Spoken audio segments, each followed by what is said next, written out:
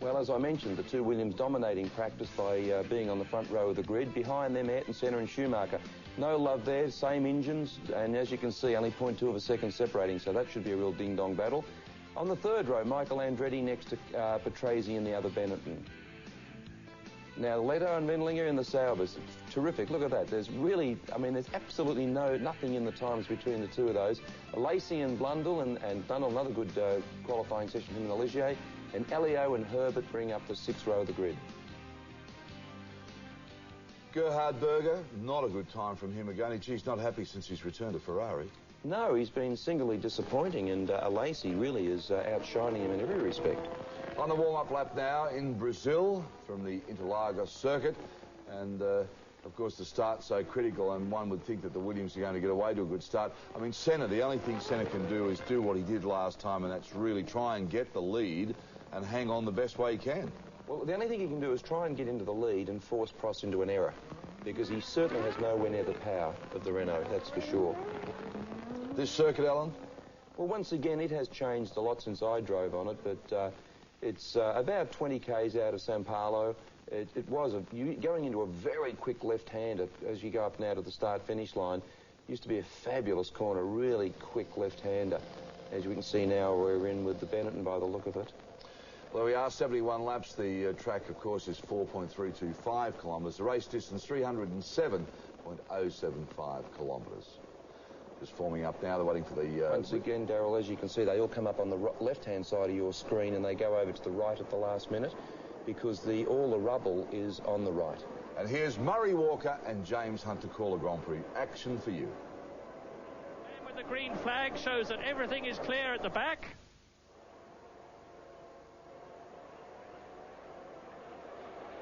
The Brazilian Grand Prix is go. Prost gets away. There was a very quick start at the back, but leading into the first corner, it's Alain Prost and Ayrton Senna goes through on the inside and takes second. Michael Andretti went off on there you see Michael Andretti off on the outside, and that'll be a big disappointment for him. A very short Brazilian Grand Prix as Ayrton Senna got inside Damon Hill quite predictably.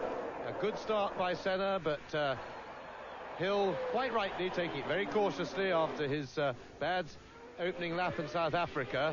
And here we see the start again. Now there's Senna going inside, and Michael Andretti on contact there with another car. I can't quite see who that is.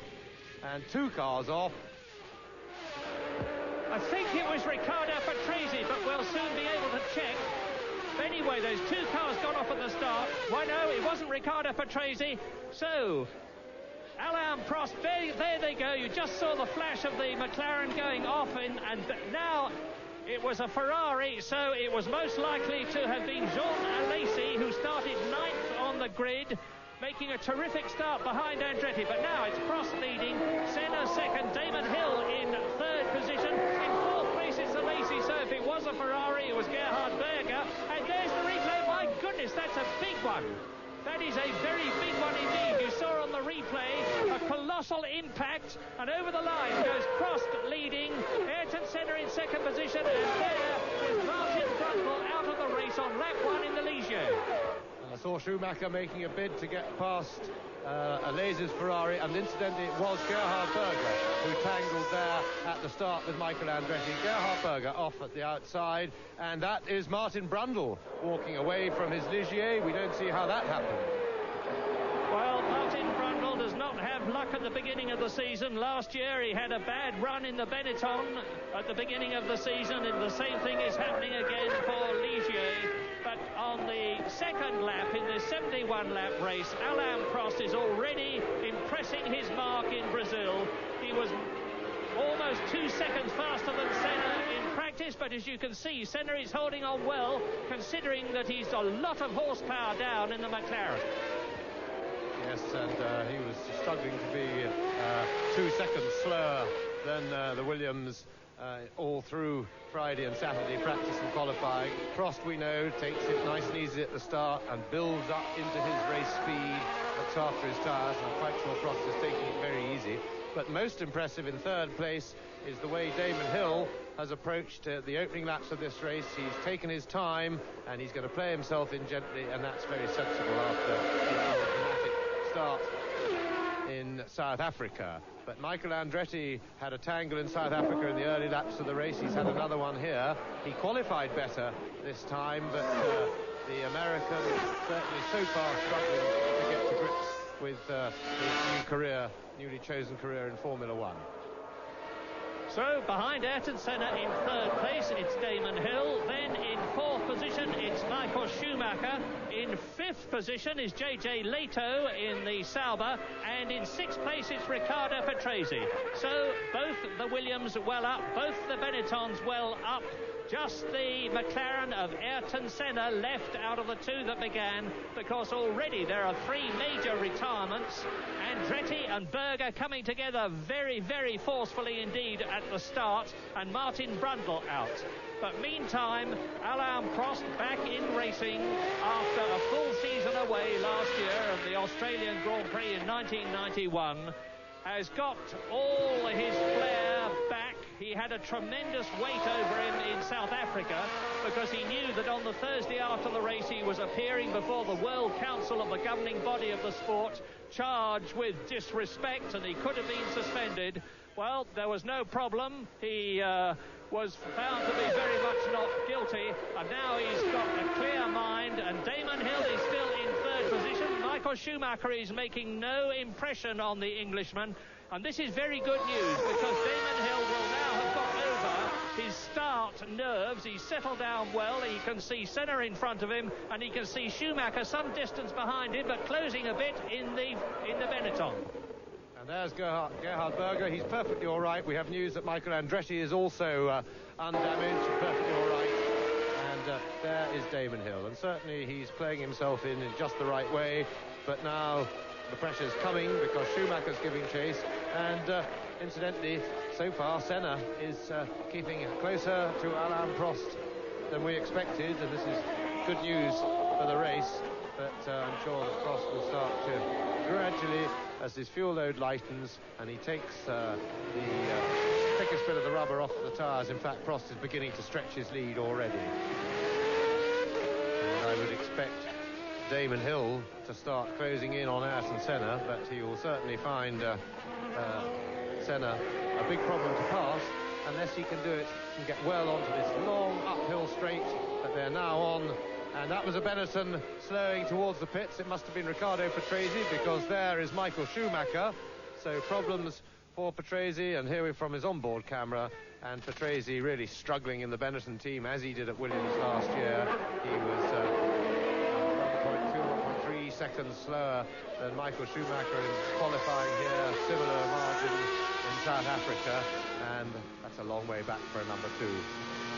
We're riding with Damon Hill. You can see his speed at kilometres an hour on the bottom right-hand corner of your screen. And he's keeping ahead of Michael Schumacher, the wonder new German who's only entering his second full Grand Prix season. And Damon Hill has got Ayrton Senna very much in his sights. It's Prost leading, Senna second. We're riding with the third place man, Damon Hill, who's got a considerable horsepower advantage from his V10 Renault compared with Senna in the Ford V8 powered car in front of him. Schumacher is behind in fourth position, and the Saubers are sixth and seventh. Yes, and of course, one of the problem that Hill has got on the start-finish straight is we've still got yellow flags up at the first corner, and so at the point where the Williams may just be reeling in the McLaren and ready to pass, he wouldn't be allowed to if he's in the yellow flag zone. That's where they're clearing up the accident from the first corner. Well, I can't see any yellow flags here, maybe up beyond the grid as Prost goes over the line. Yellow flags are still being west. So we just had a glimpse of one in the corner of that picture as they're just beginning to get the accident cleared up. So another couple of laps and we should have a green flag there, because that's the main, of course, the main overtaking point on the circuit. Now Prost starting to stretch it, Senna on the limit, and the battle for second place beginning to close up. Hill and Schumacher all three of them getting close to one another. Getting on for 4.5 seconds. Prost's lead, and already they've left Jean Alesi a long way behind, and JJ Leto going well yet again in the Sauber, because he went very well in South Africa, albeit was delayed 2 laps in the pits early in the race. He was up in the top 6 early in the race, and after only a few laps he had a gearbox problem. They fixed it, and then he drove back into the points. And Wendlinger is in 7th place behind Leto, both of them in Saubers, and in 8th position is Philippe Alliot in the very promising Larousse with the Chrysler Lamborghini engine, which, by the way, McLaren are believed to be having a look at, possibly for next season. But anyway, the question here in Brazil is Ayrton Senna going to be driving for McLaren at Donington? You can see the yellow flags are out, and in 2 weeks' time, there is the European Grand Prix at Donington as Damon Hill moves right up on Ayrton Senna. And there's the... And that caption on your screen is actually the heart rate of the driver. They've got Ayrton Senna wired to a radio signal sending out his heart rate, and interesting to see that in the corners and then on the straight. But of course that's the heart rate just from the physical exertion is liable to be well up around 130, 140, and then of course the pressure of the corner and driving right on the limit can take it up to higher peaks. What we need to see is more interesting is to watch it all the way around the lap. But Senna starting to come under pressure now from Hill, who in turn is coming under pressure from Michael Schumacher. But it's when they get out just after this little complex and they go down to the bottom of the hill, and then they've got that 3rd gear left-hander which they're coming into now, and then they got this long uphill straight, and they build up when the wind was behind them in practice to over 300 kilometres an hour. And this is where Damon Hill, with his superior power, could close up on Ayrton Senna and start to challenge for 2nd place. And the Englishman's going to be very, very careful indeed, because he will still have branded in his mind what happened to him in South Africa, when in the pressure of being right under Ayrton Senna's wing on the first corner, he spun out. And now Alain Prost is nearly 5 seconds ahead of this battle for the 2 Ford engine cars. That's the McLaren and the Benetton, and the Renault V10 of Damon Hill, who is inching up on Senna all the time. Still a Lacey 5th, still Leto 6th. Yes, and I think it's probably right to say that Damon Hill has never diced with Ayrton Senna before on a racetrack, but he won't have had to have done that to know that you don't mess with Ayrton Senna. He can confirm that after Schumacher's experience in South Africa. Schumacher tried to get past him and only got alongside him and got the door summarily slammed on him. So Damon is going to have to get very close to Ayrton Senna here, entering this corner that we're looking at now. He's not close enough this time in order to use the superior power of the Williams as they go on that long uphill drag up to maximum speed.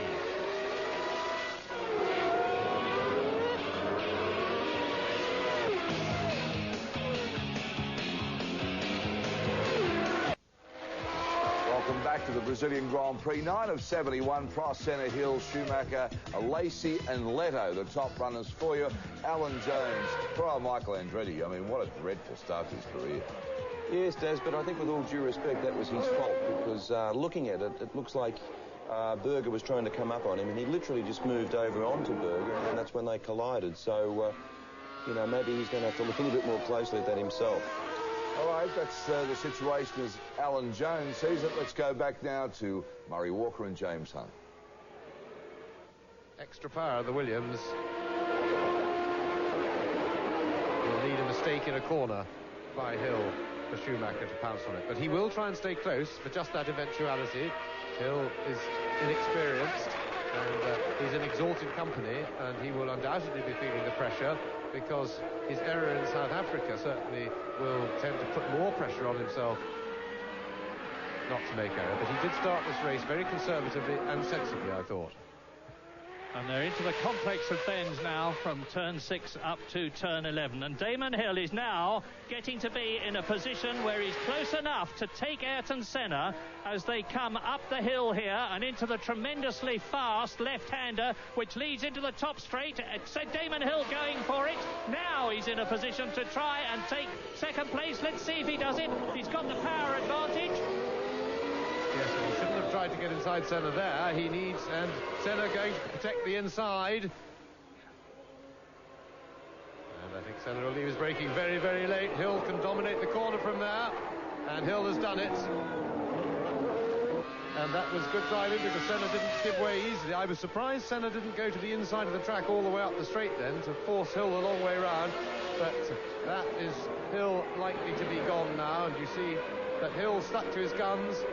Senna tried to unnerve him, but Hill always had the dominant line for the corner. Now, Hill will start to get away, and Hill's stretching quite a lot already. And of course Senna is now going to come under pressure from Michael Schumacher. Now this is good news and bad news. Good news because Damon Hill is up into second position. Bad news because Ayrton Senna will be dispirited by this. He will keep on fighting, but the Brazilian is driving for McLaren on a race-to-race basis. He hasn't signed for the rest of the season. He's known to be putting terrific pressure on the McLaren management for more money, but equally important, he's known to be putting terrific pressure on Ford to get the same series of engine that the Benetton team behind him have got, because Michael Schumacher has got a more advanced form of the Ford V8 engine than McLaren have, and if Senna can't get more power, never mind more money, there's a danger of him not driving for the rest of the season. His place might be taken by Mika Häkkinen. We've heard there's a possibility even that there'll be 3 McLarens at Donington in 2 weeks' time for the European Grand Prix. I hope that is so, because not only will it make the race more interesting in itself, but it would mean that Ayrton Senna would be driving there. But we've got to hope that Senna can stay within sight of Damon Hill, and the Englishman is driving a magnificent race, because even with the power advantage that he's got, to have taken the 3 times world champion as convincingly as he did was a very big feather in his cap.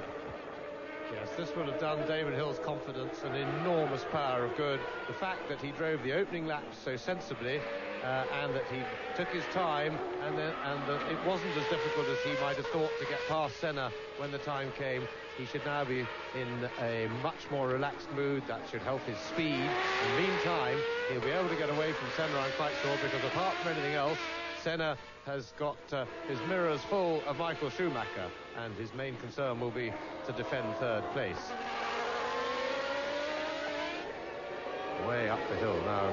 Interesting, because these 2 cars have similar engines, and there's a big argument from McLaren, who wants the air valve engine. The engine in the Benetton is reputed in straight terms to have 20 more horsepower, but the straight line speeds in qualifying and practice didn't altogether suggest that. But then McLaren have different electronics, and of course they have Shell fuel as opposed to the ELF fuel in the Benetton, and they seem to be going well. Now, why do you watch Michael Schumacher challenging Ayrton Senna? What's going on in the rest of the race? We're on lap 13.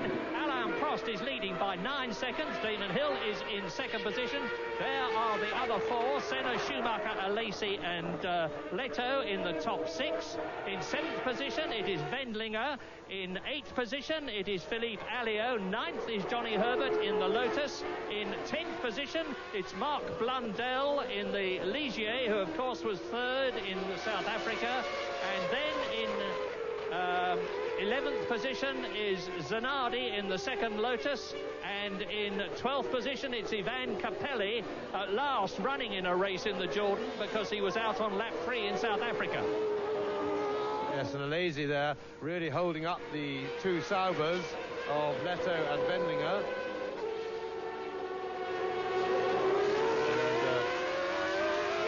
Surprising that they can't, that the Saubers haven't got the pace on this long power straight to get past Alesi, because we'll get a look at it now as they go away up the straight if we stay with it, because Leto is extremely well placed. He's attacking, because Ferrari at the moment, or just recently, have been renowned for their lack of power, rather, but Alesi weaving all over the circuit, and Jean Alesi spectacular as ever, and he drives a very wide car indeed. Yeah, and that was where he took Martin Brundle off last year in the Benetton, because Brundle was pushing Alesi last year as hard as Leto is now, and Leto's looking all the time. To be fair to Alesi, the Ferrari is very, very difficult to drive this year. They have active suspension when they did not have last year. It's a long way from being right. Gerhard Berger, of course, is already out of the race. He had an enormous shunt on Friday in practice and did very, very well indeed to qualify as well up as he did. But we're now on lap 14, and now Alain Prost is 9 seconds ahead of his teammate Damon Hill as you watch the battle for 5th with Alesi in the Ferrari. You don't watch the battle for 5th, because now we're with Damon Hill crossing the line to complete his 14th lap. Prost, Senna and Schumacher. And Prost is steadily opening out his lead over teammate Damon Hill. Well, certainly he did when Hill immediately had got into second place, just to stamp and underline who was the boss in that team. And Senna and Schumacher keeping up well with Hill. Now, we were talking about, Murray was talking about Berger. He had this huge shunt on Friday, and in fact, he and Alesi, Prost lead, by the way, 10.2 seconds over Damon Hill, so he's taking it away at some half a second a lap. And had this huge shunt on Friday morning, destroyed his car. They're not allowed to use a spare car, and in fact, the two Ferraris, as in South Africa, have got different active suspension. We have some spots of rain. And now Leto in alongside and getting inside John Alesi. This is a replay. We didn't see it happen, but it looks as if JJ is through there, if he gets through the chicane without error. And in fact, the two Ferraris, different active suspensions. What was all last year? But Damon Hill is...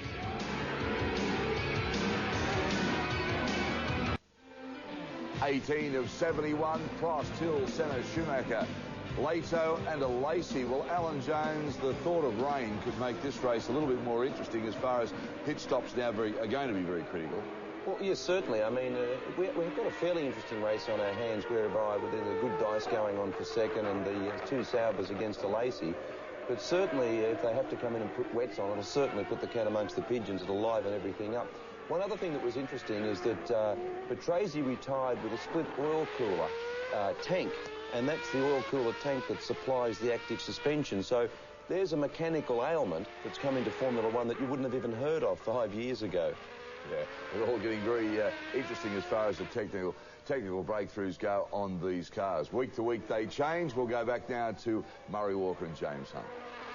4th place Michael Schumacher, as Barrichello's car is parked, and it is parked on the exit of turn 13 as Derek Warwick is passed by Christian Fittipaldi. Christian Fittipaldi in the Minardi Ford, and Derek Warwick, of course, in the footwork with the Mugen engine. And Fittipaldi is in 13th place. Well, he's now in 12th position as they drop downhill and now start to climb, because one of the great things, as Barrichello's car is towed away from a position of danger on the course, one of the great things about this superb Interlagos circuit is that it has plenty of gradients. There are climbs and drops as well as all the corners that you can see, and the drivers love this circuit. And with lapping the back markers and a few spots of rain, Alain Prost, using his lead wisely, has decided to forego a bit, and the gap now to Damon Hill is down to 7 odd seconds. But of course, Damon is about to encounter the traffic as well, as are Senna and Schumacher. And for Senna and Schumacher, this will probably be good news. They'll feel that they've got, I'm sure, more chance of slicing through the traffic more quickly than the inexperienced Damon Hill. And of course, every extra horsepower helps when in amongst the back markers, and Damon Hill has certainly got the edge on those two that we're now looking at for horsepower. And we're expecting tyre stops from lap 25 or so. Most of the teams expecting to stop once. Now the gap back to 8.3 seconds. Prost leads by 8.3 from Damon Hill.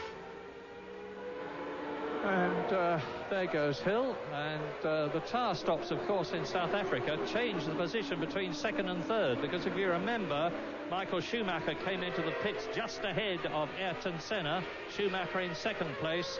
The McLaren team got Senna out faster than the Benetton team got Schumacher, as a result of which Ayrton Senna regained the second position he had lost to Michael Schumacher. The same thing could happen here, because it's very close indeed, except that the battle is for third position, as the McLaren and the Benetton, respectively, both with Ford V8 engines, close up on Michele Alboretto's Lola Ferrari. That's the Scuderia Italia team, which last year used a Dallara chassis. And Alain Prost is very secure at the present moment. He can afford to have a very leisurely pit stop. And we all recall the problems that Nigel Mansell had in the past with pit stops that went wrong, notably that one in Portugal where the wheel came off, and that's the last thing that Williams will want to happen to their superstar, three times world champion Alain Prost, who looks as though he's on his way to his 46th Grand Prix victory, as JJ Leto, who is now in fifth position behind Michael Schumacher, comes up, and Schumacher takes Alboretto and looks across at the Italian. Doesn't look very pleased with him for some reason. Yes, and Leto in fifth place, and still Wendlinger still struggling to get past Jean Alesi in the extra wide Ferrari. As we look at Ayrton Senna.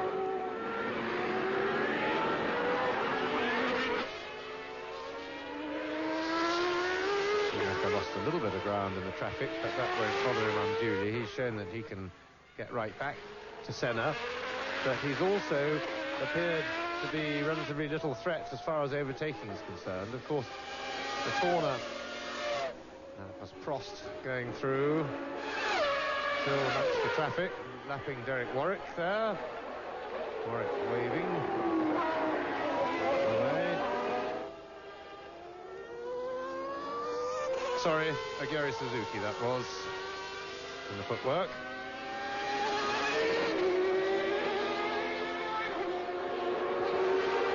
Suzuki, the Japanese driver, and now here is race leader Alain Prost, carrying number 2.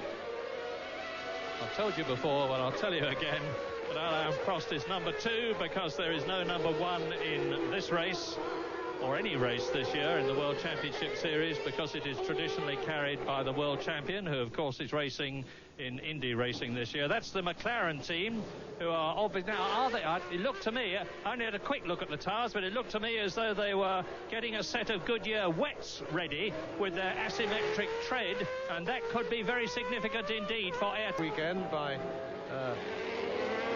dominating his first kart race and showing real class.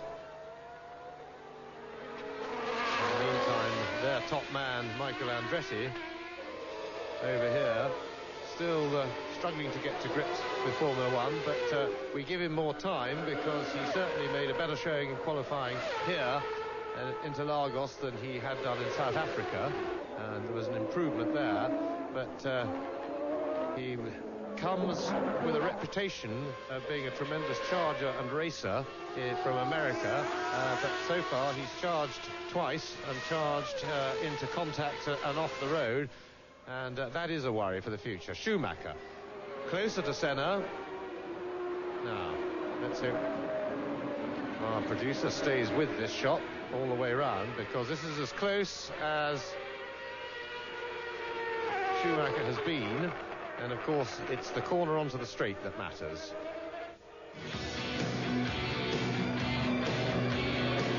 The straight, Senna going for the inside. Now, will he stay there? Senna going for tyres. Senna into the pits. He's peeled off. And I was just saying, it's difficult for Schumacher to get any closer than that on that corner, because it's very much a wing corner, and the disturbance of the air caused by the car in front will always be a problem. Well, I wouldn't mind looking at this tyre stop. Oh, I suppose the camera's in the way, but why It's a stop-go penalty. Well, well, for some reason, and I can't tell you what it is, Ayrton Senna has been penalised. He's been shown the black flag. He's been told to come in for a mandatory 10-second stop.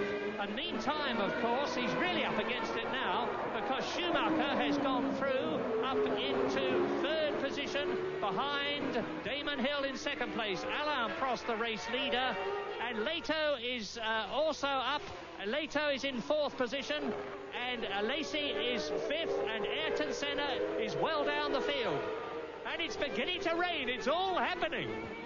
It certainly is, because I didn't see Senna commit any what I'd call stop-go offence on the track. He wasn't weaving excessively, in my opinion. And the other thing that surprised me, and although I must confess it's a new rule and I'm not clear as to what he should have done, but I'm very surprised that he didn't take on tyres by stopping first of all at his own pit, changing tyres, then stopping at the control tyre for 10 seconds, because that still would have been less acceleration and deceleration time than making the having to make a tyre stop subsequently. And I would have thought the clever trick then, because we're just about at tyre change time, that Senna should have stopped at his own pit first, then gone for his 10 seconds stop, and that way he would have it would have been more economical in the overall scheme of things.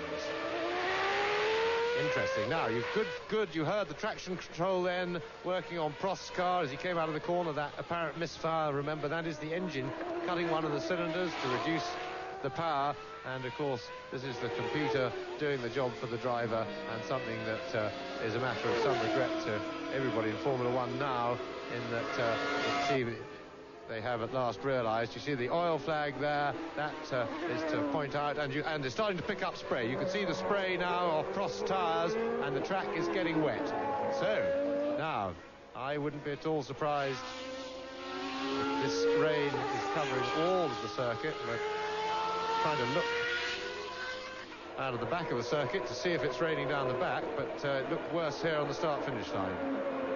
Well, meantime, I can tell you that Ayrton Senna is in fourth position. Prost is leading, and you're watching him now on lap 27 by 10 seconds. Second is Damon Hill. Third is the man you are looking at, Michael Schumacher, and he is some 25 seconds ahead of Ayrton Senna, who is in fourth place. Fifth is JJ Leto, and down to sixth position in the Ferrari is Jean Alesi. Seventh is Carl Wendlinger, and in eighth position is Philippe Alliot. But I think we're going to have some real excitement and possible changes soon, because drivers will have to come in and change their slick tyres with no tread on them to wet tyres. Yeah, but I've just been checking the rule on stop-go, and the reason Senna didn't stop for tyres, which was the logical thing to do, is you are not, under the new rules, allowed to stop for anything else. You can only come in and do your stop-go and not have a 5,000-mile service while you're about it.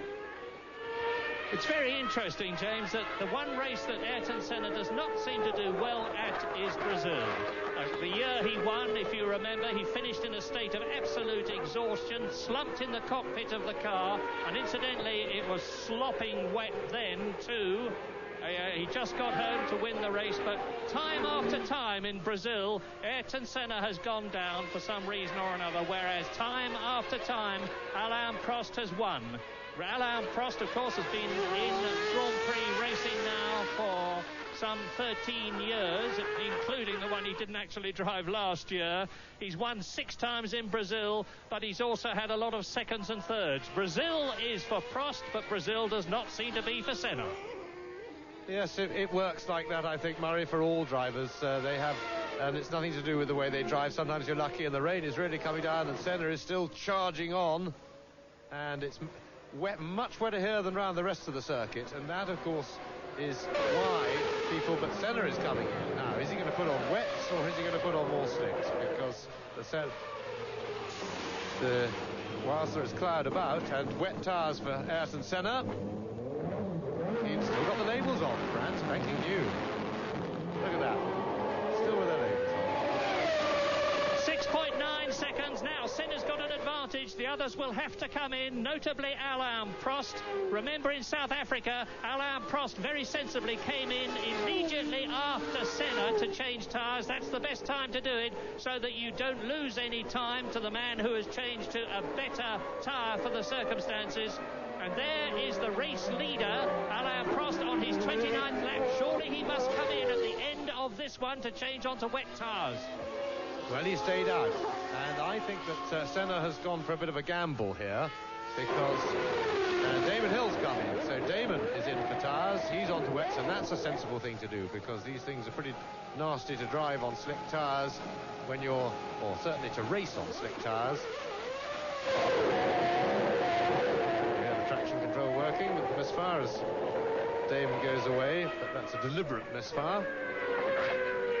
And we were all agreed in this business that getting the car pointed straight out of a corner and then just being able to floor the throttle and have a computer decide how much power goes out is very bad for Grand Prix racing, and happily that amongst other driver aids, computerized driver aids, are going to be banned next year. The rules are still being debated, and I think it's healthy that they are being debated properly.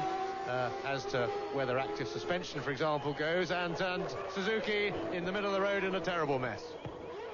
Indeed he is, and that makes the 7th retirement. That's the safety car. SC means safety car, which means pace car. Now you can see this is mayhem here. They should have come in quicker to change for tyres. Suzuki is blocking the course. That means they're going to have the pace car out. It's going to be a desperately difficult race to follow from now on. And first of all, they've got to get the footwork Mugen off the circuit and clear the debris. And we will try and... I'm just trying to identify who that... It looks like Eric Comas running across the track to me. Eric Comas from the LaRousse team, and it was Katayama. So the Tyrrell is out, and there is Prost. Prost has gone off. Well, this is quite amazing. And he's knocked his nose off, and I tell you what, Senna may have just done the clever thing here. He took a gamble. He came in what was probably a bit early. It's a big storm now over the circuit, but with the safety car out, Senna will be able to stay on it. And now the rules, and people sliding all over the place here. The track absolutely awash, and the cars literally float on these tyres, and that's going to be a bang. That was the Prost incident. That was a replay of Alain Prost going and hitting a Lacey. And there is a safety car. Now the safety car has to pick up the leader, but does the safety car know who the leader is? That is Johnny Herbert, I think. Or... I'll tell you who the leader is. It's Damon Hill. Damon Hill, and not only is the leader, but he's out on wet tyres. And that must be Michael Schumacher, because we already know, of course, that Riccardo Patrese is out of the race. And that was certainly more than the tyre change that Michael Schumacher was having. The whole team had descended on his car. And that looked like a Lazy still going, so he got going again. And it was a Minardi, we understand, that... and there's Senna skating around, and Senna off the track, but trying to pick up the pace car, but he's got back on the track and may have just nerfed his under tray a bit, but he's in a lot better shape than a lot of the cars.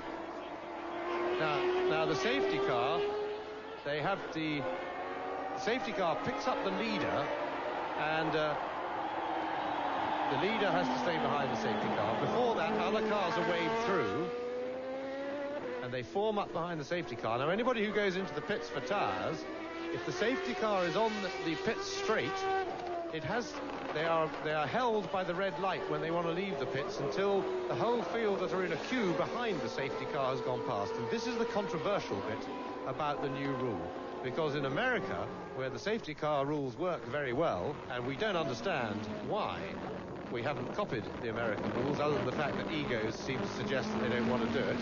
This is Senna. Yes, Yes, there was actually in America they did not stop the clock. The original safety ruling was that the clock was stopped, but whatever, Ayrton Senna is keeping going, and the race has not, as I can see it, been stopped at the present moment. But look at the people who appear to be... Suzuki's out, Katayama's out, Prost is out, Barrichello, Barbazza, Patrese, Blundell, Andretti and Berger. There's hardly any cars left, and they've got to clear that debris. That is the Suzuki footwork car. Are you saying they've changed the rules since South Africa, then, Mario? Because in South Africa, the problem was the initial. There's Senna's heart rate. The time keeps going, but that, of course it does. That was in South Africa, but the problem, the controversial bit that isn't the same as America, is that there's a red light at the end of the pit road when people want to come out. So if they come in to change tyres or to have any sort of a service, which is the trick in America that makes it exciting, they can't get out again if the safety car is going past. Whereas in America, they can blast out of the pits and then they can join the queue. And that is a fundamental and most important difference. Well, now look at this. This is tremendously exciting because you see the safety car followed by Damon Hill, and then behind him, 2 cars behind him, is Ayrton Senna. And when the race does restart, Damon Hill is going to have an even greater weight of responsibility on his shoulders than he had before, because instead of having a comfortable lead over Ayrton Senna, they're both on rain tyres, incidentally. Instead of having a comfortable lead over Ayrton Senna, he's going to have the experienced, tough, not to say ruthless Brazilian right under his rear wing. You see, there is Senna, there is Hill on the right, and that is the Suzuki footwork Mugen car, which is now being removed by the Brazilian marshals off this soaking wet track. And look at all the debris there too. Yes.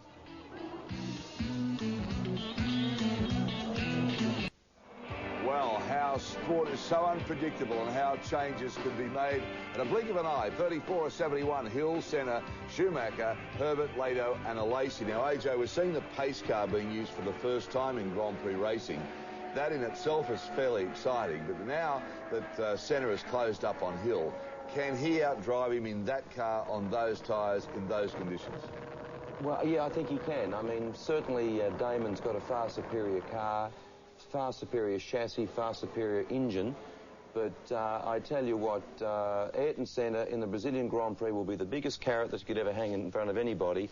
And the beautiful part about it, when the pace car goes in, it'll be on for young and old, and I think Ayrton will be going for it. We've waited a long time to see the pace car system work. Are you happy with it? Do you think it's as good as it could be? No, I think it could be better, but it's certainly better than stopping the race. Nobody wants to see the race stopped. At least this way, we get the continuity and get people coming in, putting the wets on, and keep the thing rolling along, and then when it pulls on, bang, we've got a race on our hands, and that's good. Certainly have got a race on our hands. Let's go back to Murray Walker and James Hunt. For me to sit here in a nice dry commentary box and say it than it is for Damon to do it, and the track looks quite dry there. So around that side of the circuit, the storm has missed, and it has certainly stopped raining on the start-finish straight as well, onto which the cars are just going. And if that's the whole field, we've got a very, very depleted field too from all those shunts. 15 cars still running at the moment, and Damon Hill has got to convince himself, and he's got the time to think about it now, which is important. It's if he suddenly got into a wet situation with the mess is being cleared, I don't know whether they're going to try and get those cars right off the circuit, because they're in dangerous positions there if anything else happens on the straight. I think it would be an idea. The course car on the right should be able to hopefully drag that wreck up and away to the end of the pits, but the one over on the left as we look at it is a worry. The marshals are going to try and move it though. But Damon Hill at least can prepare himself for the restart, and he's got to remember, he's been told this before the race, I know he has, that the one thing he's got to do is just drive his own race and not worry about what the others did. He knows that because in South Africa he was more pressured by what was going on around him. And there's Frank Williams' heartbeat. It's come down a bit now, 110. and that shows the pressure that gets on, and he's worrying for Damon Hill. Prost out of the race. Now, the cars with traction control are going to benefit when the pace car pulls in. And when will the pace car pull in? You will know when the pace car's lights go out. It means he's pulling into the pit lane, with Damon Hill in the lead, and he is now on his 33rd lap out of 71, with Ayrton Senna behind him in second place. Now, I was saying the cars that have got traction control are going to benefit. Look at that rain cloud over Sao Paulo.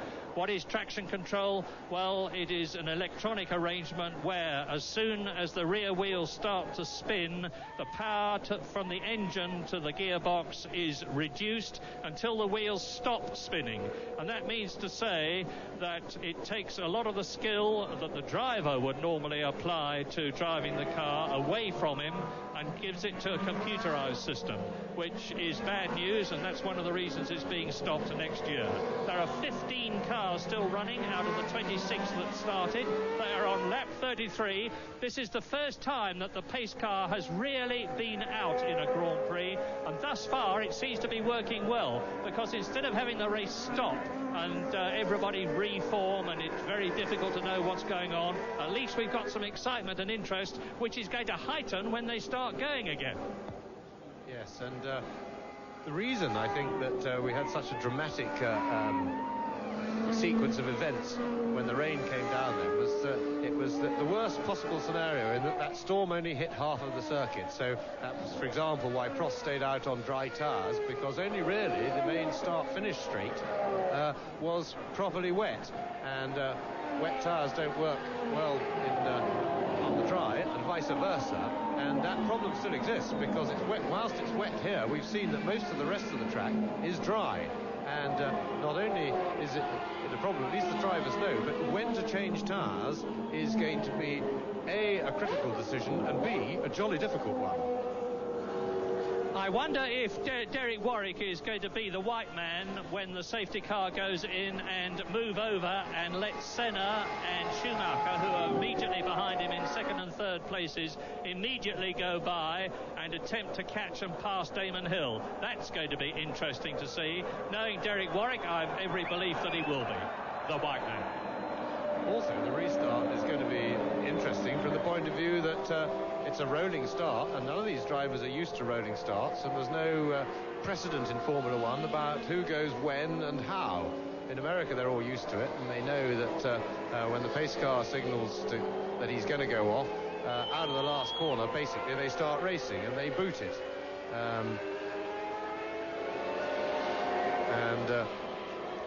There's quite a long run from the last corner to the entrance to the pit road, which is where the pace car will pull off, the safety car I should call him, and unless Damon Hill drops back an awful lot, they may get a false start if he goes flying past the safety car too soon, because of course if he gives it full boot out of the last corner, he's going to be well ahead of it long before it gets to the pit entrance, or alternatively if Schumacher does. So we're entering a world of the seriously unknown here. Yes, well, let's try and identify them. There is Comas, followed by the Ferrari of Jean Alesi. That is Michele Alboreto. There is Mark Blundell with Martin Brundle in the second Ligier out of the race. We're riding now with Ayrton Senna. In front of him, you saw Derek Warwick's footwork Mugen. They are on lap 34. There are 15 cars left. And unless I am very much mistaken, they are about to restart the race. Let's watch the safety car as it comes through, because they're completing their 34th lap now. And that does not look good to me. The helicopter, the Emergencia helicopter, that's the medical helicopter.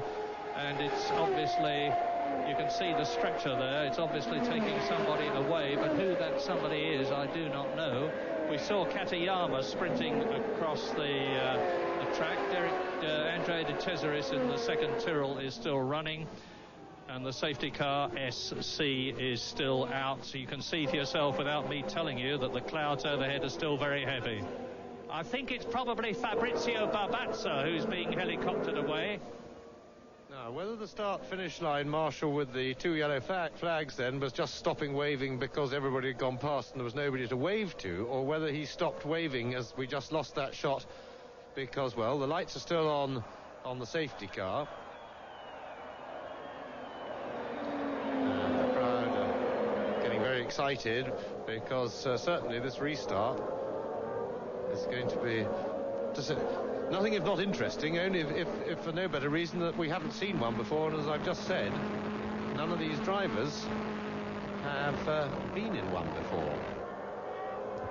I'll tell you something, James. I mean, I've been watching the monitor and the cars on the track, but I think there's still a few cars out there on slick tyres, because I haven't seen all that many come charging in. We know Senna's on wets, we know Damon Hill's on wets, we know Schumacher is on wets. He had quite a long pit stop. There's Derek Warwick, Senna, Schumacher. That is Michele Alboreto in the Lola Ferrari, and the pace car still goes out. Now, it gives us a chance to identify some of the corners on the track while we're talking to you. They're out of the Mergulo, and off goes the helicopter. We'll try and find out. Oh, it's Andretti they're taking away. Oh, well, it was. I'm sorry to see and hear that, but it was an enormous thump that Michael Andretti had at the beginning of the race when he was collected by Gerhard Berger's Ferrari. But he walked into the pit, so maybe it's just delayed shock. Let's hope it's nothing worse than that. Yes, let's hope it's precautionary. He certainly came back on his own 2 feet. Now, I'm wondering whether Michael Schumacher, and we're trying to find out, is actually on the same lap as Ayrton Senna, because we saw Schumacher having quite a long stop, but it was once the safety car was out. Now, certainly you'd think that if he went in then, he at least would be at the back of the queue, and the safety car, well, they're getting a crane to this one. They want to get this car off the circuit. It was obviously too wrecked to be dragged, but it'll be an interesting point to see whether chap Marshall sitting on the car just trying to balance it. It's the weight of the engines, particularly with that big lump of Honda V10 in the back, is rather behind the centre of gravity, rather behind the roll bar. Sorry, a Mugen, I beg its pardon. An ex-Honda. I don't suppose it lost any weight in the transfer, though. I think it did, actually. I know the Mugen people have done an enormous lightning job on the V10 over the winter, but irrespective of that, it started off life as a Honda, and although it's got some lighter metals in it now, it's still a pretty hefty lump compared, for instance, with the V10 Renault. And you're looking down the pit lane from the travelling camera that the Brazilians have got, which replicates the one that we have at the British Grand Prix at Silverstone. Yes, I do beg their pardon. I do actually know that they have done a lot of work on the engine and a lot of development, both to making it lighter and also on the power side. There's an interesting point now. This race, if I remember correctly, last year ran about 1 hour 36 minutes, something like that. And now, with the pace car out, there's a possible situation where the race would run more than 2 hours if it was to do the full 71 laps.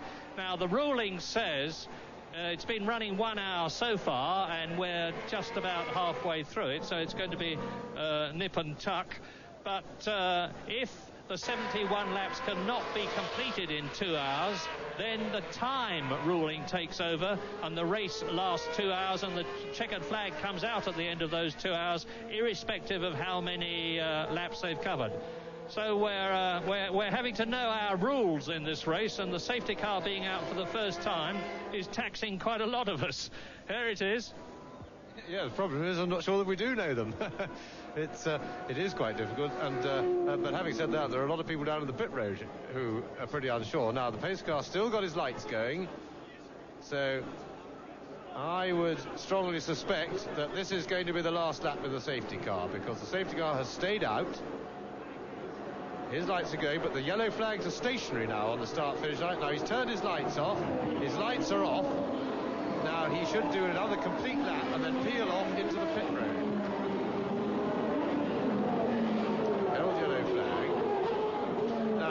speculating that Schumacher, and the yellow flag at the start-finish line and the safety car sign has been taken in. I was speculating that Schumacher, if he's on the same lap as Senna, it would surprise me how he got there, because after that long pit stop, you're not allowed to overtake the traffic when you go out, and I can't quite understand how he got out onto the circuit after that long stop during the safety car in that position. It looks now as though the safety car is going to come in at the end of this lap, which would be lap 37, and if that is the case, it would have been out for 8 laps, and we're going to have the safety car is speeding up as much as it can, but of course the speed that the safety car can go is nothing compared with the Formula One Grand Prix contestants behind it. And now Damon Hill, I can imagine him, if the safety car is coming in as they go into the complex of corners here. This is turn 7, which leads into the sweeping left-hander, turn 8, up to the hairpin now at turn 9, the Bico do Pato. It's a second gear, 55-mile-an-hour corner at racing speeds, and the green flag is out. Now that means to say, as they go into the hairpin, after which they have the Mergulo, and turn 11, turn 12, climbing the hill, to turn 13, the uphill one, which leads into the top straight, and Damon Hill now has got all the pressure on him, because the safety car will certainly be peeling in. Now is Derek Warwick going to move over and let Senna and Schumacher through? The safety car is giving it lots of welly now. The course is fairly dry here, and Warwick closes up on Hill. And is Senna going to close up on Warwick to try and get past the Mugen as quickly as he possibly can? Now it's critical. Don't forget that Derek Warwick is well behind, and into the pits comes the safety car. The Brazilian Grand Prix restarts on lap 38, and it's all one race. And Damon Hill sprints away over the line into the 38th lap in this 71-lap race. The course is wet. Hill is on wet. Senna is right up behind him. He's got ahead of Warwick, and now Schumacher is trying to get past the Englishman. And this is the supreme test for Englishman Damon Hill, as Johnny Herbert goes into the pits and Michael Schumacher gets past Derek Warwick. So the first 3 in respectively Williams, McLaren and Benetton cars are, I was going to say, all together, but Derek Warwick shuts the door on Michael Schumacher, who therefore is losing time and distance, but now gets past the footwork Mugen and sets about catching the Ford V8-powered McLaren of Ayrton Senna.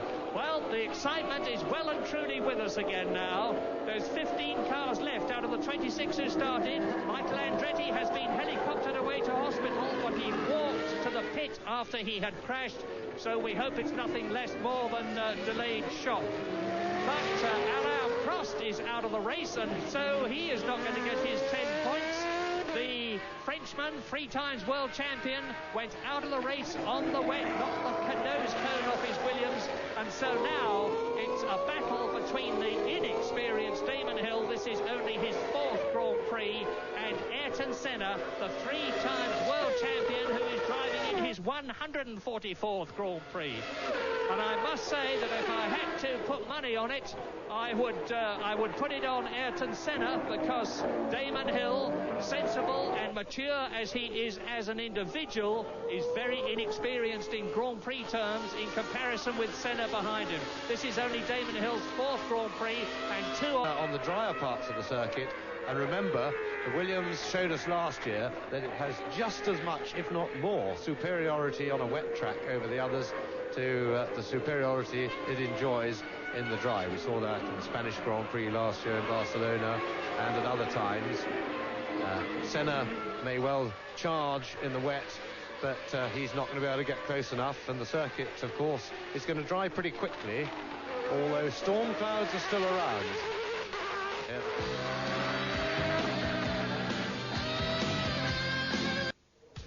Well, the Brazilian Grand Prix really hotting up now under the conditions that are on. 41 of 71, Hill, Senna, Schumacher, Alesi, Lato and Zanardi. That's the way they're running at the moment. And Ayrton Senna in again into the pits. The tyre change is now very critical. Do you think Prost really blew it with that lead he had? Well, he did, and it's interesting to see that Senna's now come on. In fact, now it looks like Schumacher's coming in on slicks, because the problem is it's very wet on one side of the circuit but very dry on the other. And wet tyres do burn up very quickly, so if they were giving it the welly, to put it in Murray's terms, around the dry section, they'd be burning up those wets, and of course when they got to the wet section, they wouldn't have any tread left anyway. So it's probably better to come in and put the slicks on. Yeah, I reckon Prost blew it. He had a really good lead. And he, of anybody, should have come in, because even if he did come in and put wets on, and they weren't necessarily needed, in other words, if the crowd would have passed and he could have gone back onto dries, he would have been in a far better position than anybody, because he had that great big cushion. He stayed out too long and he paid the consequence for it. Damon Hill has had a lot of experience driving this car in the wet. What about the pressure, though, that's on him now? Look, I'd love Damon Hill to win the Grand Prix. I think it'd be fantastic. But, you know, in testing, he's actually been quicker than Prost most times. And he's handling the pressure extremely well. It's just a matter now whether, I mean, he's coming in now to get slicks on great. So, you know, because the car is far superior, but he's really utilising it, and that's good to see. Let's go back to Murray and James. Exciting one, this. For Damon Hill.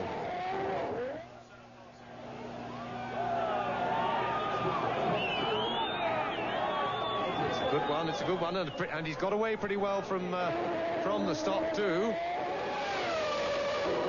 And Senna coming up the straight now with Schumacher.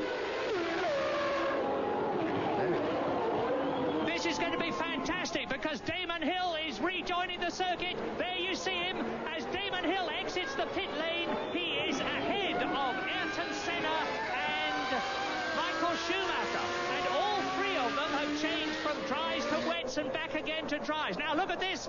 And Senna, of course, is on tyres that are slightly warmer than those of Damon Hill. And he's really pushing the Englishman now. And we're on lap 43. Schumacher has had a stop-go for some reason. And Senna is challenging for the lead. And Senna leads. Oh, Senna uses all his superior experience and takes the lead in the Brazilian Grand Prix from Damon Hill. And that was inevitable, really. Damon had to feel his way into the tyres. Damon has done the right thing, quite honestly. Rather than fight Senna, Senna already had a lap and a half's experience in the conditions, and that was good driving by Damon, because he can now tail Senna, and he can get this lead back. And he's done absolutely the right thing. If he'd fought him, he could easily have got off the road. Now, Schumacher in for a stop-go, and that's put Schumacher out of contention. So the Brazilian Grand Prix now comes down to a straight fight between Senna and Damon Hill. And Jean Alesi is in third position. So, as you look at Schumacher, who is fighting back now and is behind the LaRousse Lamborghini, I can't see it must be Philippe Alliot, because we know that Eric Comas retired from the race. No, it is Comas. He's rejoined.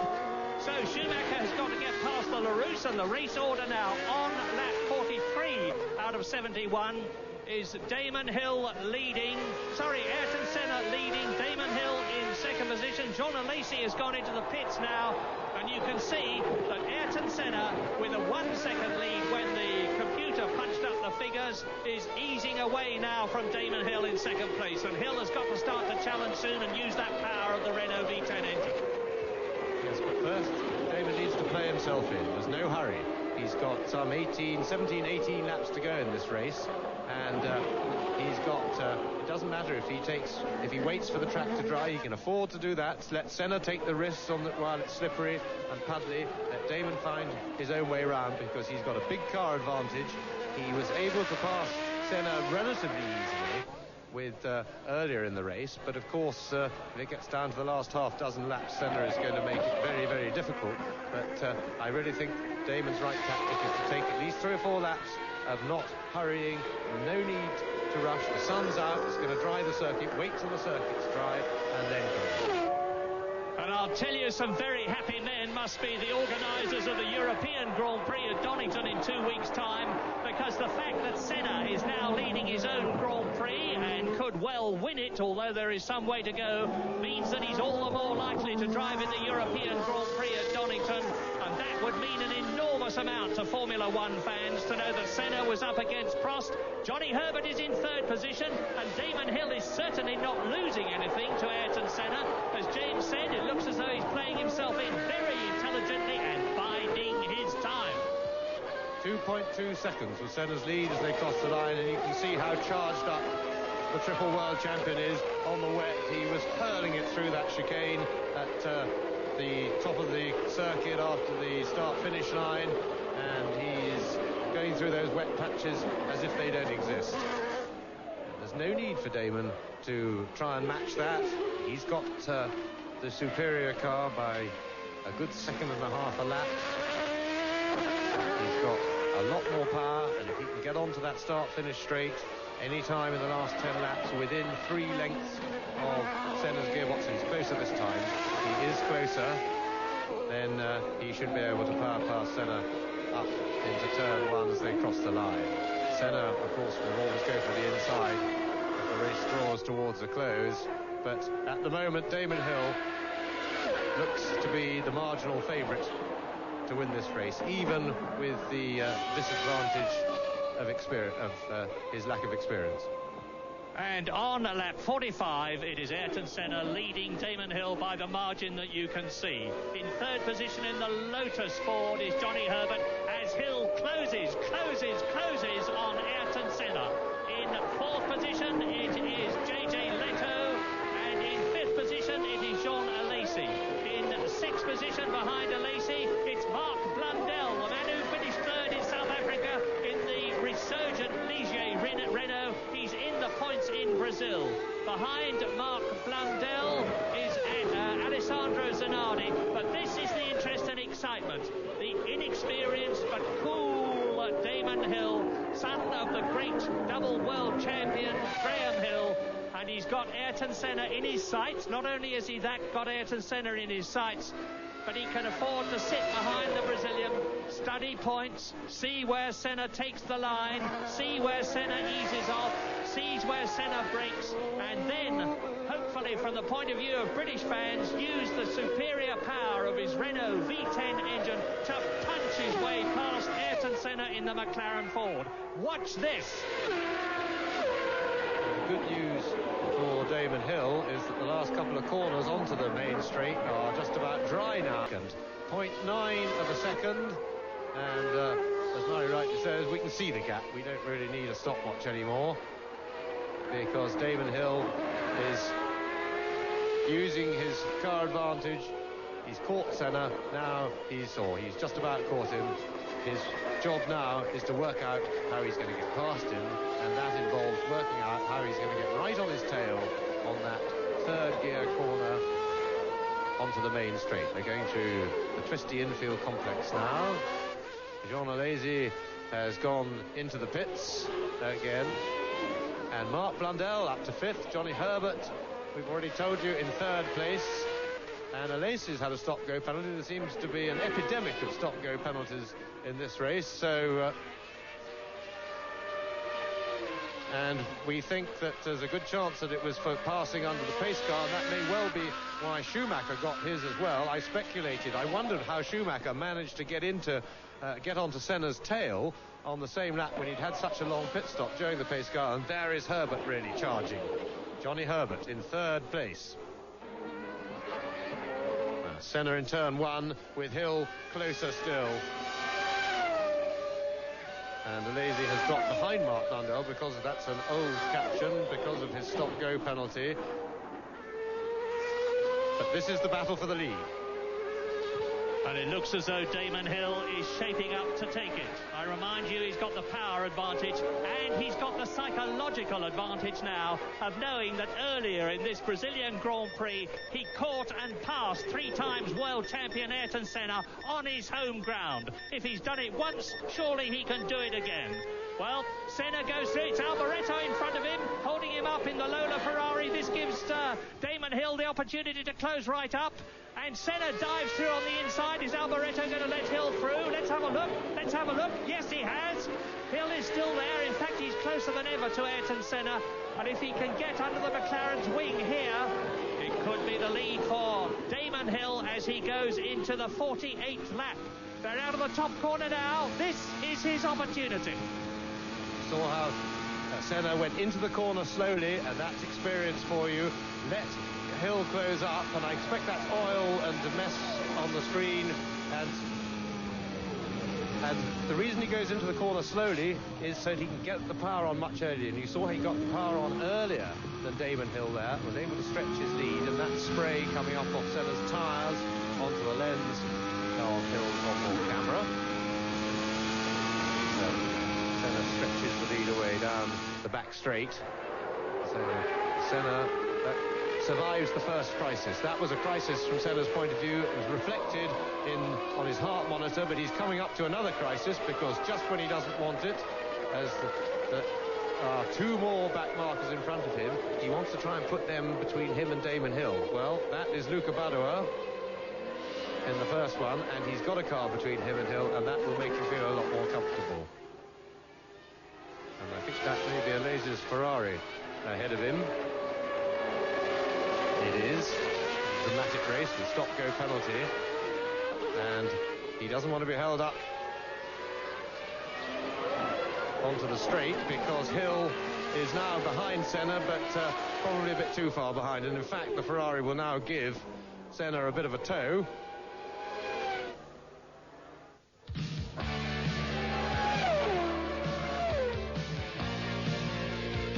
Best chance of winning the World Championship, it's most important to Senna, and it seems stupid to have an engine that is more powerful than the one they're giving to McLaren, when Ford, after all, are in the business to try and win, as well as to compete and to perform, but above all, they must surely want to win the World Championship, and this man certainly has to be their best chance to win the championship this year.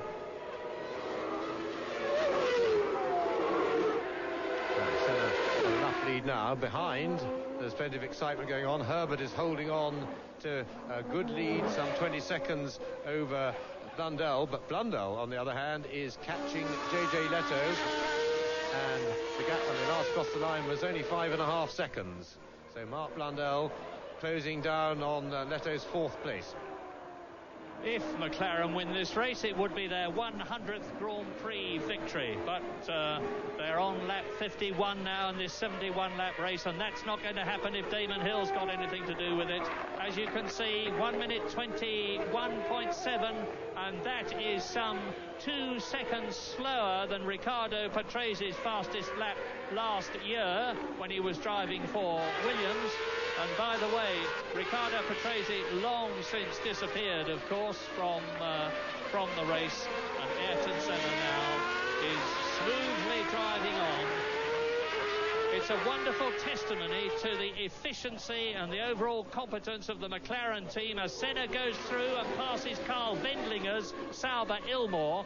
It's a wonderful testimony to the efficiency of the McLaren team when you think that they did not do the deal with Ford to have the engine until December of last year, and that is Andrea De Cesaris, who's slowed right down in the Tyrrell Yamaha. And Schumacher is up to 6th position now. Ayrton Senna leading, Damon Hill 2nd, Johnny Herbert 3rd, Leto is 4th, Blundell is 5th, and up to 6th position ahead of Zanardi goes Schumacher. And I will finish my thought about McLaren by saying that they didn't even do the deal with Ford officially until December. And in that time, that very short time, they have designed and built a totally new car with extremely complicated tag electronics, which is doing the job in its 2nd race, leading. Damon Hill has now established fastest lap of the race in his pursuit of Ayrton Senna. And that is Alesi. But we don't want to see that. We want to see the battle for the lead. Alesi is down in 9th place after his stop-go penalty and one or two other dramas, and there is the battle for the lead. On to the crucial corner onto the straight, and Mark Blundell has now got right onto, or getting onto JJ Leto's tail. I suspect Leto's in trouble because he's been, Blundell's been hauling him in at a couple of seconds a lap. But after his fine 3rd place in South Africa, a tremendous performance by Mark Blundell, and he qualified better this time. He was just over the requisite half a second quicker than Martin Brundle. Still the Schumacher league, because Blundell, of course, is the known quantity in that team from his form last year. And fastest lap now for Damon Hill. Yet again, Johnny Herbert, third place. Herbert in a fairly safe third place. He's well back and he's not being immediately challenged from behind, so he should really, he was looked to be marching on a bit there, but there's no need to, Johnny. Just secure the finish. Third place would do fine.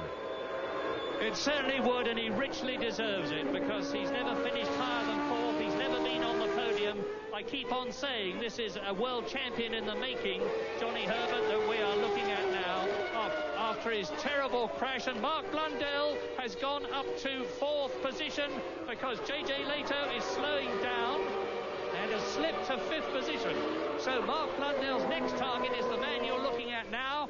There are three Englishmen in the top four, with Senna leading, Hill second, Herbert third, Blundell in fourth position.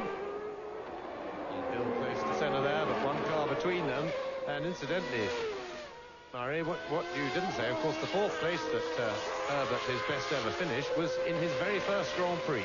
And that was some achievement, and that really showed the outstanding talent that Johnny Herbert has, because he was, and that was soon after his very bad accident, and then he had big problems with, he wasn't fully fit at the time. Another fastest lap for Damon Hill. Lap time coming down every lap now.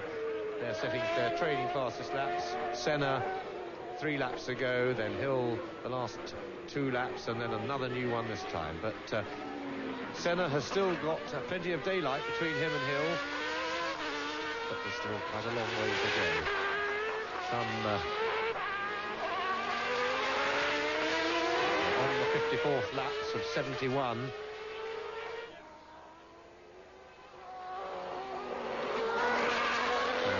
But Senna now is, without doubt, driving an inspired race.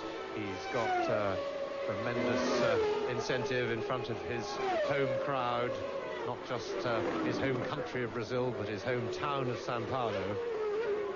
And being in the lead of this will be worth 20 of that 50 or 60 horsepower deficit that he's got on the Williams Renault. 1991 it was that Ayrton Senna won his only Brazilian Grand Prix, and now Filipe Alliot in the Larousse Lamborghini is being caught by Senna, but is not being passed by him at the moment unless Filipe Alliot moves over, and he's not exactly famous for that. I remember Nigel Mansell and he had a colossal coming together in Portugal, but Senna is past him. Now is Damon Hill past the Frenchman in the Larousse Lamborghini? If he's not, he's lost time. And now it's Derek Warwick in the footwork Mugen, and Hill is held up. Hill is held up. Alliot is not conceding. This is really Senna at his very best, because whereas normally, being in the lead, you are the man with the disadvantage in the traffic, Senna is actually playing the traffic to his advantage, and he's using the traffic to keep ahead, to keep enough daylight between him and Hill, because he's diving past the back markers. And this really is touch and go. And there is Mark Blundell in fourth place. Now quite a comfortable fourth place. And Michael Schumacher now chips in with the fastest lap. But he's down, I believe, in sixth place. In fifth place. Schumacher up into fifth place. Sliding the car about, and that's a sign of confidence, and I was very hopeful that his third place in South Africa would give him a real leg up in confidence, and it appears to have done so. And that's Damon Hill passing the footwork of Derek Warwick. And Mark Blundell driving an absolutely super race, the man who was out of Grand Prix racing last year when he was tester for the McLaren team, having previously been tester for the Williams team. So he's got a lot of experience of top-level racing cars with Williams and McLaren. But last year he drove in only one race. He won it, and what a race to win. The Le Mans 24-hour race as a teammate to Derek Warwick in the Peugeot team. But Mark Blundell must be giving Martin Brundle a bit of an inferiority complex, because Mark finished well ahead of his Ligier Renault teammate in South Africa. Third place for Blundell, and now he is up into fourth position in his second Grand Prix for his new team. And the Ligier team, of course, will be absolutely overjoyed. As you...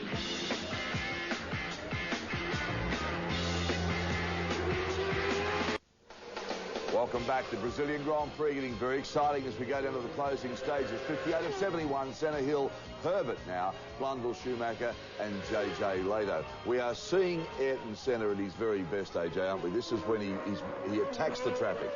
Well, what we're seeing is a relatively inexperienced guy in the world's best race car against the world's best race driver in an oh-so car. So it's going to be interesting. There's only about 13 or so laps to go, but I mean, Ayrton Senna, I mean, to catch him is one thing, but to pass him with 3 or 4 laps to go will be a job in itself. Something to look forward to. Let's go back to Murray and James.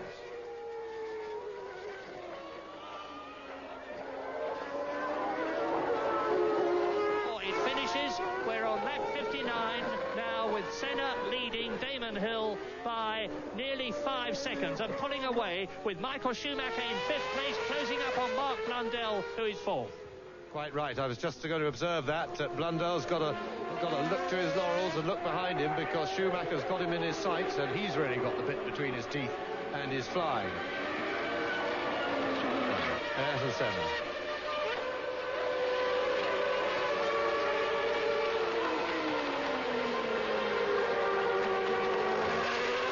Still keeping plenty of empty track between him and Damon Hill.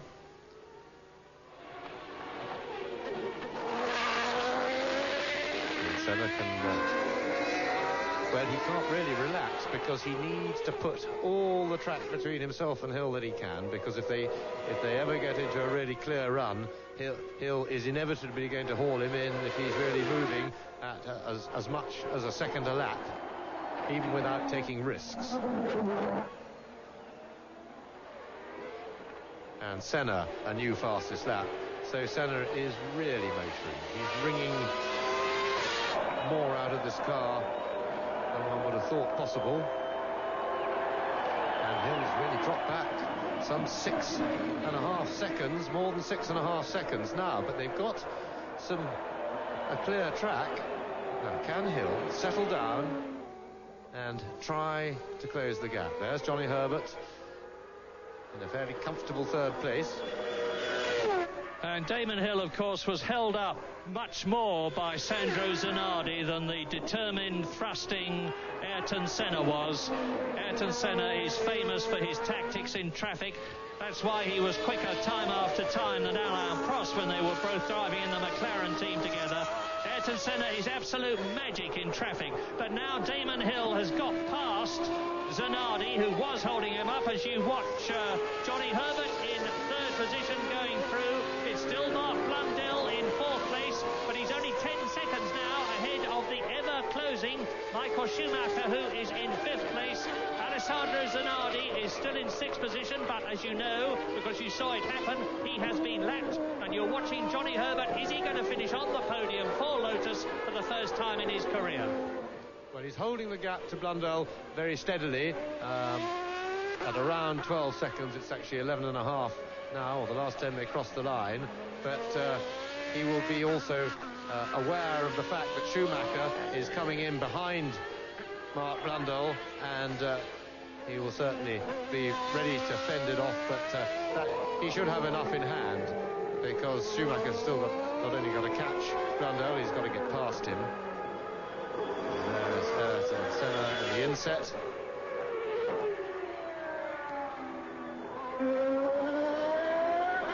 Herbert goes over the line.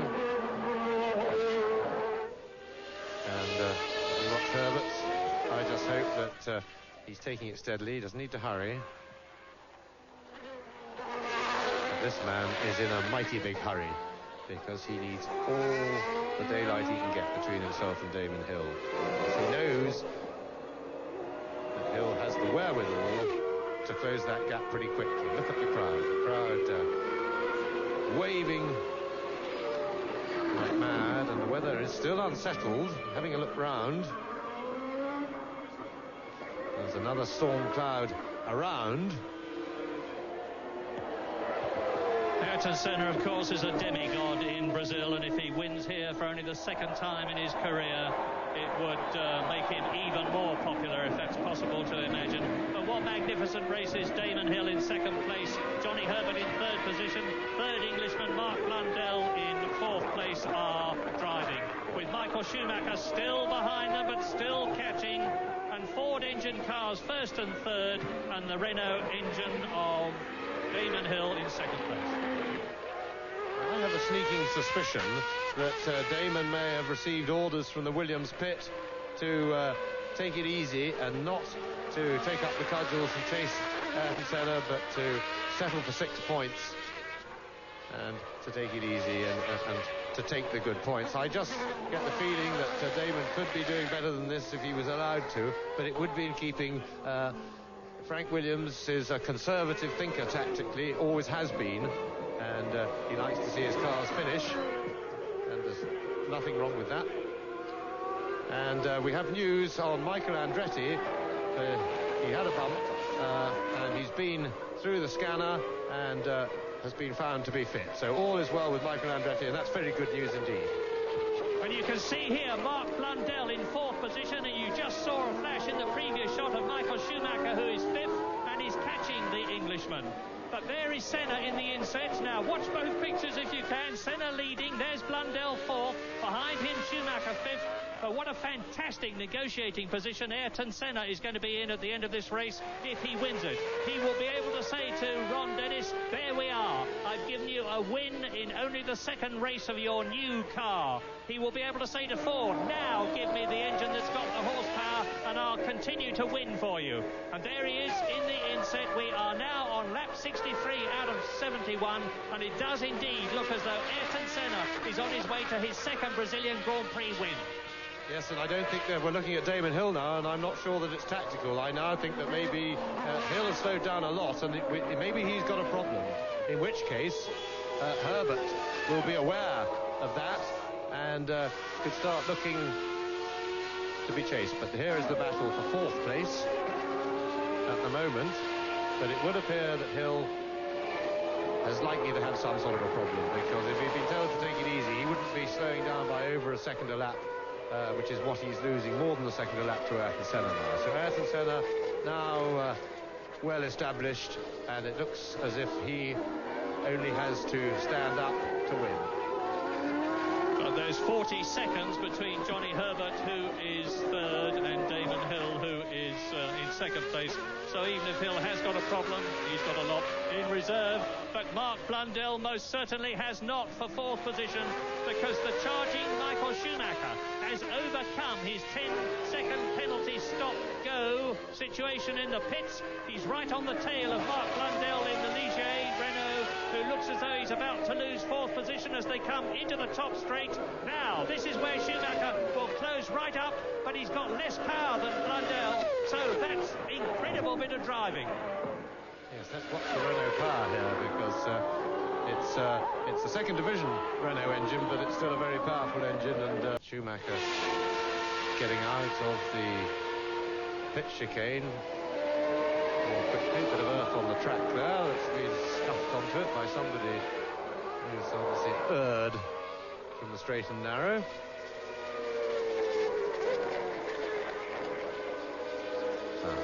Mark Blundell under pressure.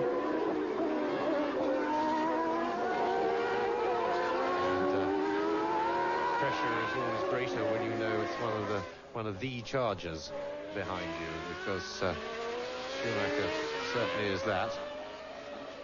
And he's got inside, but not enough. And Blundell coolly sticks to his line, sticks to his guns. He's going to have a go here, though. But this would be a mistake, because if Schumacher did get in front of him, if he dived inside there, for sure Blundell would pass him on the straight. Now, let's compare engine power here. Remember, of course, that Schumacher is in the slipstream. He has the benefit of the hole in the air made by the Ligier.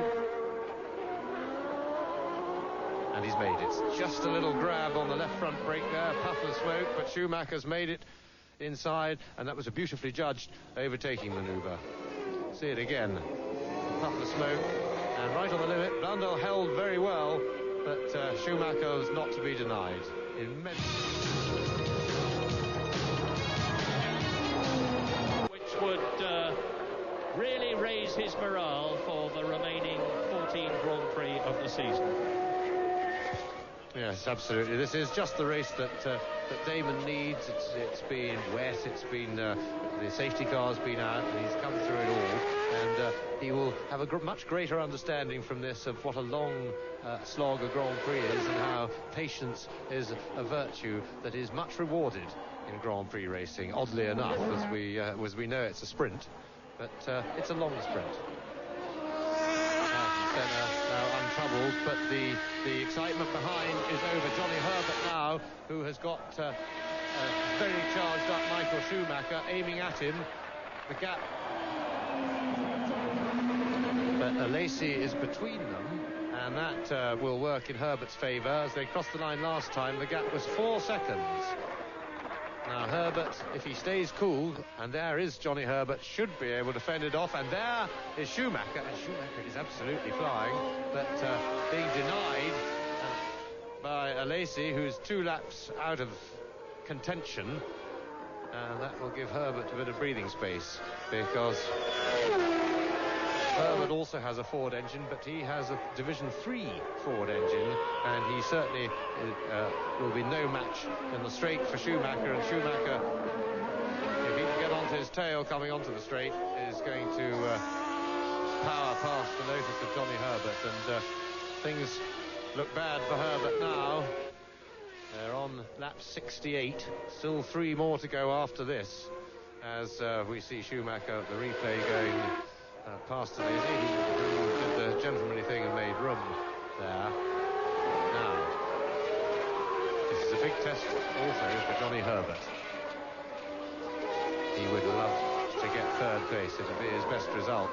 But again, he has got to get onto the straight. He needs a good half a dozen lengths over Schumacher as they go onto the straight. If he can keep this lead as they go into the last corner, he'll be all right for this lap. But still 3 more afterwards. There's Senna, but Senna now untroubled, as I said before, only has to stand up to win. Now Herbert gets onto the power early. Now Schumacher will be picking up the tow from the Lotus. I think Herbert's going to have to go to the inside to defend his position. This time.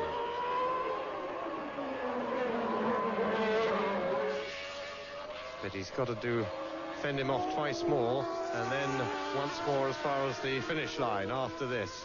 And Schumacher's got to run at him down this straight.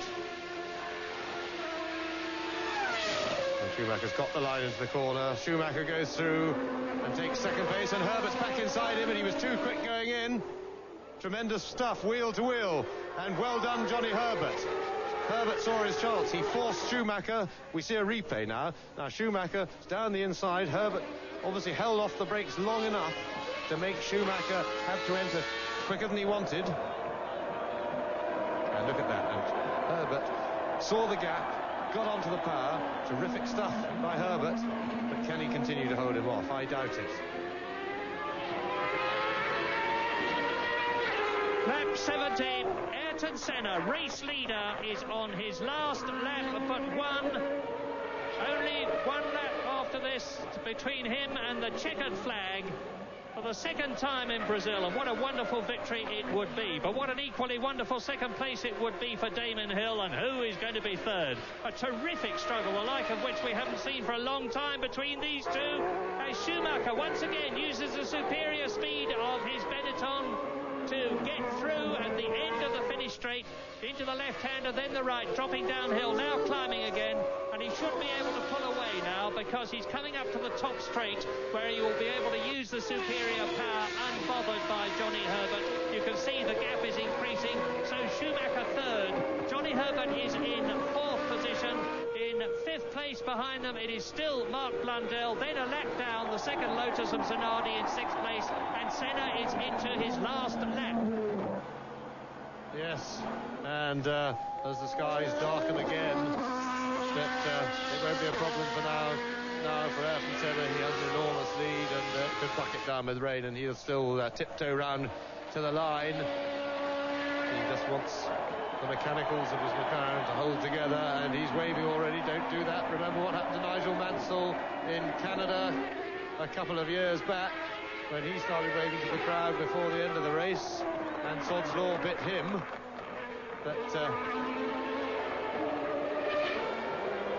a wonderful victory for Ayrton Senna, the crowd going absolutely wild, and to hell with negotiations and money. The important thing for Grand Prix racing is that this victory, if such it is, because I hate to see a driver wave before it's finished, it's so many things can trip you up, but the important thing is that this will encourage Ayrton Senna to stay for the season, and that's what we need. We don't mind what he gets paid and what his negotiations are. We want to see the best driver in Grand Prix racing, the best driver in the world by a long way. We want to see him racing in Grand Prix racing, even if it is an inferior car. As he comes to the flag, he could still beat Alain Prost for the championship.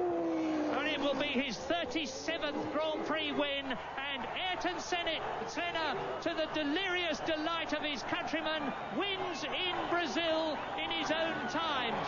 Slows right down. This is the best thing that could possibly have happened for Grand Prix racing, and Senna's looking for that Brazilian flag, which is always ready for him, and here in Brazil he's got it. Now I say this is the best thing that could possibly have happened for Grand Prix racing, because so many people feared that Prost and Williams were going to dominate Grand Prix racing in 1993. Well, Damon Hill has finished second, but Ayrton Senna has won a magnificent victory. There is Damon Hill, and in third position it's Michael Schumacher ahead of Johnny Herbert in the Lotus. So McLaren wins, Williams second, Benetton third, and Johnny Herbert about 4 car lengths behind in the Lotus finishes in fourth place. Mark Blundell in the Ligier, making it 5 different constructors in the top 5, finishes in 5th place, the last one to go the full 71 laps. Sandro Zanardi finishes in 6th place. Philippe Alliot for Larousse, and that's a good finish, is in 7th place. Alesi is 8th. In 9th position, Derek Warwick, excellent in last year's footwork. In 10th position, Eric Comas in the second Larousse, encouragement for them. 11th and 12th, the 2 Lola Ferraris of Michele Alboreto and Luca Badoer.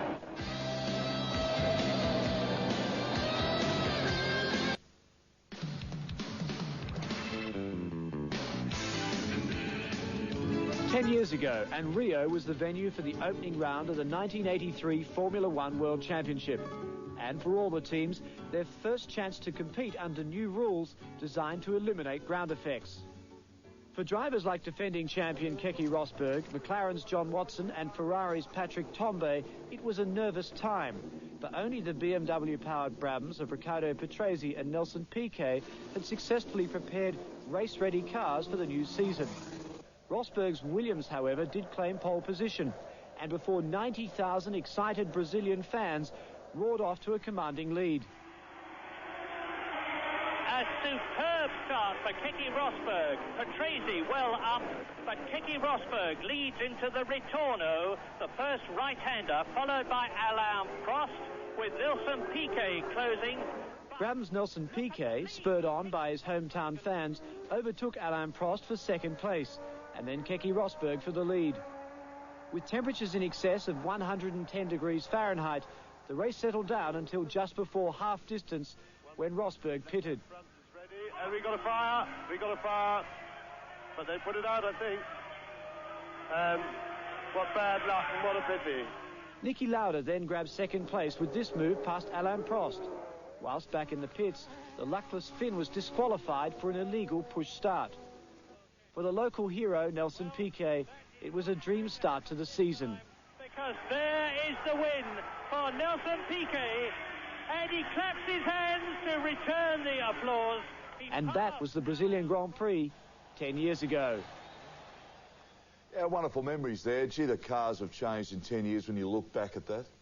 Yeah, well, obviously there's more driver input. You know, I was just discussing with you before the difference now between, say, IndyCar racing and Formula One. And Formula One is a development level, and IndyCar racing is a controlled level.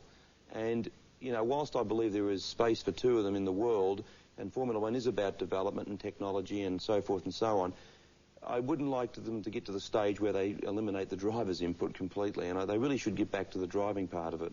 Some great old faces there, Keke Rosberg, Nelson. Yeah, well, of course, Nelson now making a comeback to Indy racing. Keke now racing touring cars in Europe and manages some of the present Formula One drivers, but great to see. Well, actually, we're talking to some of the staff from the Indianapolis Hospital at Surfers Paradise last Sunday evening, and they confirmed that Nelson Piquet is going to drive again this year in the Indianapolis 500, so that's a remarkable comeback. Okay, let's now join the celebrations, because this is one of the great drives from Ayrton Senna. And AJ, you talk about drivers that are drivers. This fellow here, this will be remembered for a long time. There's certain drives that a driver does during his career, and, you know, we all look at Fangio when he did that fantastic drive at Nürburgring back in '55 or whenever it was, and, you know, the gurus will sort of bring up instances of fantastic drives.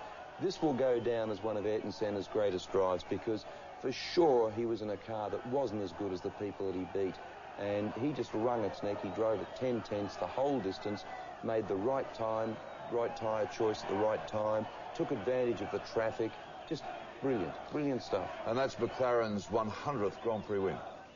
Yeah, well, I think now they might have outdone Ferrari, or they're certainly knocking on the door as the all-time Grand Prix winners. 3 behind Ferrari. Thanks, Daz. Just thought I'd correct you there, AJ. I mean, he is so big in Brazil, it's just unbelievable. But if it's at all possible, as Murray said, he'll be bigger tonight. Well, you know, I'm pleased for the fact that now he may hang around. I mean, I would have thought had he beaten comprehensively tonight, he might have walked away from racing for a while, and that would have been a tragedy. Okay, let's recap results for you.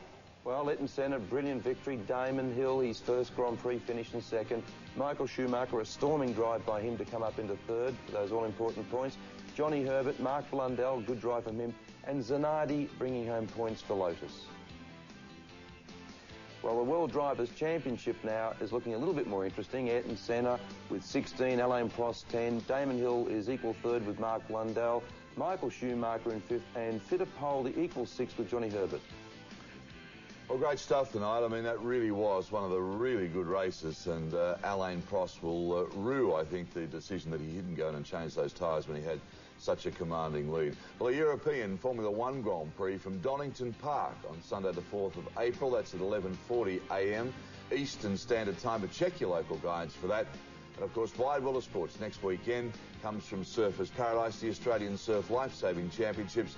And, of course, we'll include coverage of the Golden Slipper from Rose Hill. Then on Sunday afternoon at 5 o'clock, coverage of the Malaysian 500cc Grand Prix. So a huge weekend once again in sport here on Channel 9. It just keeps coming on, and we certainly hope that yesterday you enjoyed the coverage from Eastern Creek. That all continues next weekend. The motor racing just keeps coming, and the big sporting events. Well, AJ, you've got another touring race coming up shortly, touring car race. We wish you all the best for that. Thanks, Darryl. I'm really looking forward to it. Yeah, he's fired up, AJ, and every time he gets in the car, even to go shopping now, he puts the helmet on. Well, I'll just say I'm re-enthused. Good stuff. All right, I hope you've enjoyed our coverage right over the weekend of all of the sport, and we'll see you next time round on Nine's Wide World of Sports.